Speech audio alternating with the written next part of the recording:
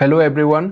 आज के वीडियो में हम लोग अप्रैल मंथ का पीएनएल चेक करने वाले हैं कि हमने अप्रैल मंथ में 225 क्वांटिटी निफ्टी 50 में किया है। सेम क्वांटिटी के साथ किया है, हमने इंक्रीज भी नहीं किया, डिक्रीज भी नहीं किया, सेम क्वांटिटी रखा है।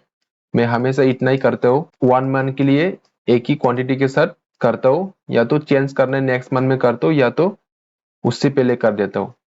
3 लॉट के साथ निफ्टी 50 में देखेंगे ऑप्शन सेलिंग किया है तो क्या रिजल्ट निकला है, सब कुछ देखेंगे। एंड इस मंथ में मार्केट जो है बहुत ज्यादा ऑफ था, तो उसमें से हम लोगों को सेटअप के अकॉर्डिंग ट्रेड भी नहीं मिला था, तो सब देखेंगे आज। एंड चलो वीडियो शुरू करते हैं। ये देखो मेरा अकाउंट यहाँ पे मैंने डैशबोर्ड पहले से ओपन करके रखा है।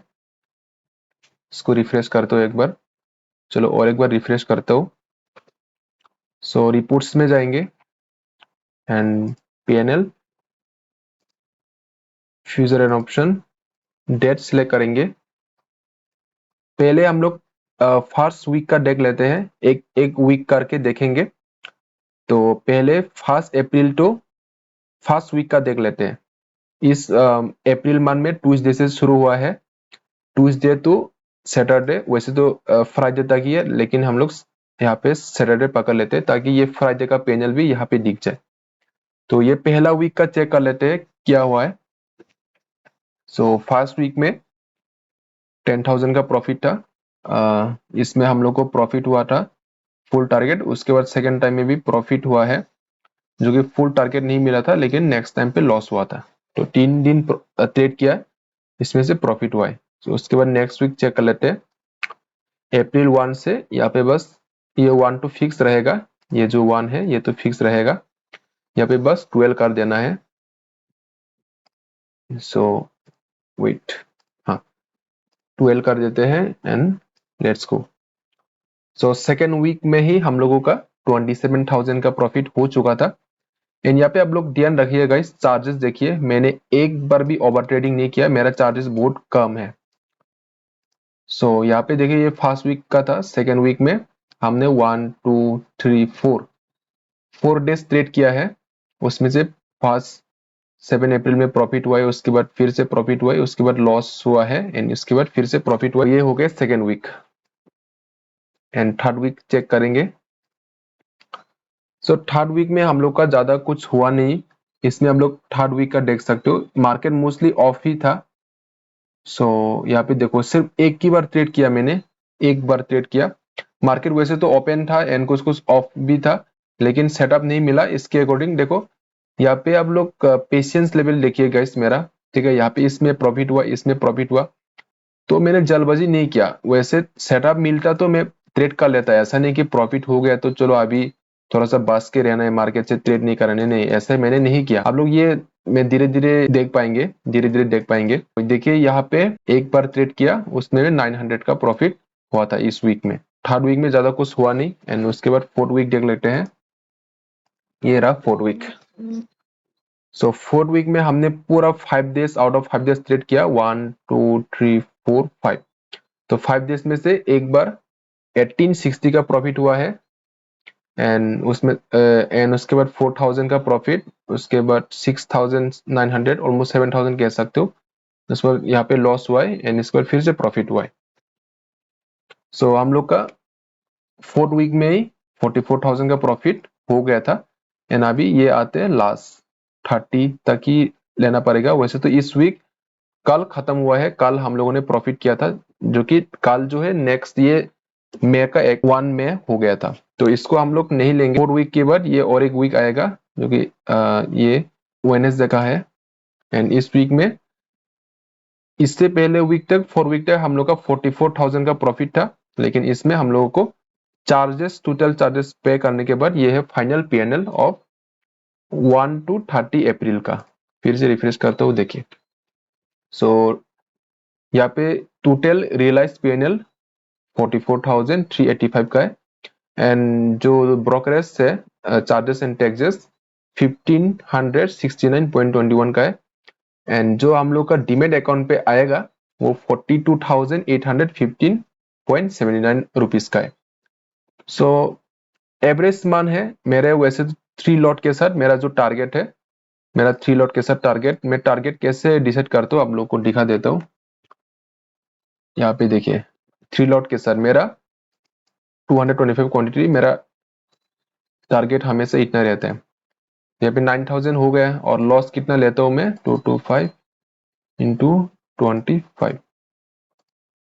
तो लॉस प्रॉफिट के साथ मेरा रिस्क एंड रिवॉर्ड के साथ 3375 आते हैं, ठीक है ना। ये 3375 जो है इसको याद रखना।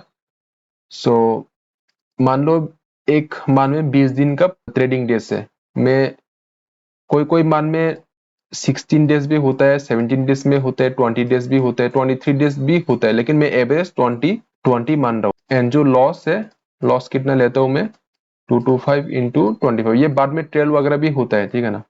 सो 5625, सो 9000 माइनस 5625। तो अगर 20 दिन में से, अगर मुझे 20 दिन में से 10 दिन प्रॉफिट हुआ एंड 10 दिन लॉस हुआ, तब भी मुझे प्रॉफिट ही होना है। यहाँ पे देखिए अगर मैं ऐसा करता हूं तो इंटू करेंगे 10 दिन प्रॉफिट 10 दिन लॉस, तो मैं इस तरह से टारगेट चूज करता हूँ। तो मेरा यहाँ पे 3 लॉट के साथ टारगेट होगा 33,750 लेकिन मुझे यहाँ पे टारगेट मिला है, देख सकते हो 42,000, यानी कि और कितना ज्यादा मिला हमको 42,815 माइनस 42,815। तो हमको मार्केट ने इस मान में 9,000 ज्यादा दिया है, ठीक है ना।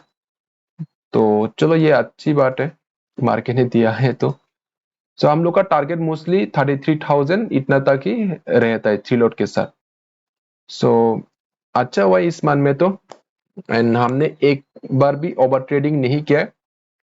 एंड मैंने इस मान में एक ही डिसीजन लिया था बस कि प्रॉफिट एंड लॉस को ज्यादा फोकस नहीं करूंगा। जो रूल्स की बुक्स में मैंने जो लिखा है, जो मेरा रिस्क एंड रिवॉर्ड है, जो डिसिप्लिन है उसको तो फॉलो कर ही रहा हूं, लेकिन सिर्फ डिसिप्लिन से पैसा नहीं बनता है। जितना मैंने मार्केट से सीखा है रिस्क एंड रिवॉर्ड, एंड जहां पे आप रूल्स यानी कि आप कहाँ पे एंट्री कर रहे हो, यानी कि ऐसा अभी फॉर एग्जांपल ये कैंडल है, ओके, ये देखो ये प्रॉफिट तो देख लिया, ठीक है, ये प्रॉफिट है, लेकिन मार्केट में सीखने का बहुत इंपॉर्टेंट है। यहाँ पे रूल्स का मतलब क्या है, रूल्स का मतलब ये है कि यहाँ पे देखो जैसे कि ये मार्केट ऊपर बड़ा बड़ा कैंडल बना के जा रहा है, ठीक है। तो अगर आपका कोई सेटअप नहीं है, कुछ भी नहीं है, तो आप ये कैंडल वगैरह देख के आप पेनिक पे आके एंट्री कर लोगे, यहाँ पे भी एंट्री कर लोगे, यहाँ पे भी एंट्री कर लोगे, चलो यहाँ पे एंट्री कर लेता तो प्रॉफिट हो जाता एक दिन के लिए। लेकिन नेक्स्ट दिन क्या करना है क्या नहीं करना है आपको कुछ समझ में नहीं आएगा। तो रूल्स मतलब यही है कि अगर आपको यहाँ पे एंट्री करना है तो इसी पे ही एंट्री करना है, लालच नहीं करना है, ये नीचे जाए ऊपर जाए फर्क नहीं पड़ता, यही पे एंट्री करना है, या तो लॉस या तो प्रॉफिट लेके जाना है। तो मैंने तो लास्ट टाइम पे फ्राइडे पे इस पे पुट साइड पे लेके प्रॉफिट बना लिया था। मार्केट में लर्निंग लेना है, ठीक है, लर्निंग लेना है, डायरेक्टली आके कैपिटल को यूटिलाइज नहीं करना है, डायरेक्ट आपका कैपिटल जो है उसको सेव करना है, वेस्ट नहीं करना है। मे भी ब्रेक इवन पे बहुत मान तक रहा है, ठीक है। अभी इस मान में एक बार प्रॉफिट हुआ, मैंने पहले मान में भी प्रॉफिट हुआ था, मतलब बहुत बार ऐसे एक मान प्रॉफिट हुआ था, लेकिन फिर से मैं इसको ब्रेक कर जाता हूँ, मेरा लॉस हो जाता हूँ। तो यहाँ पे अगर प्रॉफिट हुआ है तो मुझे कम से कम 6 मंथ, ठीक है, 6 मंथ कंसिस्टेंसी में रहना है। ऐसा नहीं कि 6 मंथ पूरा प्रॉफिट ही प्रॉफिट रहेगा, लेकिन जो मैंने रूल्स एंड डिसिप्लिन है जो मैंने डिसाइड किया है उसको पूरा 6 मंथ तक फॉलो करना है, तभी मैं थोड़ा सा कह सकता हूँ कि हाँ 10% तक आप सक्सेसफुल ट्रेडर बना है, ठीक है, सिर्फ 10%, वो मैं बोल। अगर इस वीक का पूरा देखोगे तो कल भी हम लोगों ने प्रॉफिट किया था, हाँ फ्राइडे को, यहाँ पे भी दिख जाएगा, आप लोग सिर्फ इसी मान देखोगे ना। तो मैं का तो वैसे दिखाना नहीं है, लेकिन फिर भी ये देखो, ये सब पूरा जितना भी मैंने वीडियो अपलोड किया है ना पूरा अपलोडेड है। 12,000 का प्रॉफिट था, लेकिन इसलिए यहाँ पे क्योंकि चार्जेस भी तो दिया है ना 12,000, हाँ 12,090 जितना वीडियो में आया उतना ही है, ठीक है गाइस। तो बस मैं ये ट्रांसपेरेंसी के लिए दिखा दिया है, मैं क्योंकि ट्रांसपेरेंसी में बिलीव करता हूँ, ओके। तो ये तो मैं मान का है, वैसे दिखाना नहीं है। और गाइस मैं और एक बात कहना चाहता हूँ, इस प्रॉफिट को देख के आप लोग लालच होके मार्केट में मत आएगा, ओके, लॉस होगा, ठीक है। ऑप्शन ट्रेडिंग इतना आसान नहीं है, मैं ये नहीं बोल रहा हूँ कि इम्पॉसिबल है, हाँ पॉसिबल है, क्योंकि सेबी ने खुद बता के रखा है मार्केट में कि आउट ऑफ वो जो आप ब्रोकरेज ओपन करते तो आप लोग ने देखा होगा आउट ऑफ 10 इंडिविजुअल ये कुछ 9 का लॉस है ऐसा कुछ, तो 1% यानी कि 10% तो पैसा बना रहे हैं ना, तो आप 10% में क्यों नहीं जा सकते हो। तो मैं भी यहाँ पे जाने के लिए कोशिश कर रहा हूँ, लेकिन ठीक है अभी धीरे धीरे करके प्रोसेस हो रहा है, प्रोसेस टाइम लगता है। हम लोगों ने पेनल तो देख लिया है, लेकिन इस पेनल को देख के आप लोग को मैनिपुलेट नहीं होना है कि ये वो प्रॉफिट कर रहे तो मैं भी प्रॉफिट कर सकता हूँ, लेकिन नहीं, इससे मैंने बहुत लॉसेस भी किया है, ठीक है, लॉसेस करते करते सीख के आया है, मैंने खुद सीखा है, ठीक है। तो इसको भी देखना चाहिए। मेरा तो जो भी वीडियो पूरा अपलोड किया है मैंने पहले सीखा है, सीखने के बाद मेरा ओवर ट्रेड जो है वो नहीं जा रहा था, मेरे से नहीं जा रहा था, तो मैंने सोचा कि चलो यूट्यूब चैनल खोल लेते हैं, वहां पे मैं डेली वीडियो अपलोड करूंगा, तो बाद में जब मैं ओवर ट्रेडिंग करूंगा तो मैं अपने आप को रियलाइज कर सकूं कि यहाँ से गलती हुआ है, देखो मैं ओवर ट्रेडिंग बार बार कर रहा हूँ। तो यूट्यूब में मैंने जब वीडियो अपलोड किया तो ओवर ट्रेडिंग तो मेरा से खत्म हो चुका है, ठीक है। तो आप लोग भी ये ट्रिक यूज कर सकते हो, मेरे से तो हुआ है, मेरे से तो काम किया है। मैं यूट्यूब में जब भी वीडियो अपलोड किया है, तो मतलब जब से YouTube में अपलोड किया है वीडियो, तब से ओवर ट्रेडिंग बिल्कुल नहीं हुआ है। मैं आप लोग को 3 YouTube चैनल रिकमेंड करता हूँ, ये नहीं कि उसके सेम सेम ट्रेड करो, जैसे कि इंट्राडे हंटर है, वो ऑप्शन बायर है, फिर भी मैं उसको देखता हूँ, लेकिन मेरा जो ऑब्जर्वेशन क्या है, आपका ऑब्जर्वेशन होना चाहिए कि मुझे वहां पे देखे क्या सीखना है, मेरे लिए क्या काम आ सकता, तो वही मैं ऑब्जर्व करता हूँ। ये ऑब्जर्वेशन तो आप खुद निकल सकते हो कि आपको क्या चाहिए। So intraday hunter sir, intraday hunter आप एक चैनल है, इसको देख सकते हो। इससे मैंने 1 डे 1 ट्रेड के रूल सीखा है, ठीक है। 1 डे 1 ट्रेड ये बहुत ही पावरफुल, मुझे बहुत ही पावरफुल लगता है। इसमें चार्जेस भी कम है, क्योंकि जब आपका ज्यादा क्वांटिटी बढ़ेगा ना, तो आप चार्जेस इतना पे करोगे ना कि क्या ही बोलो।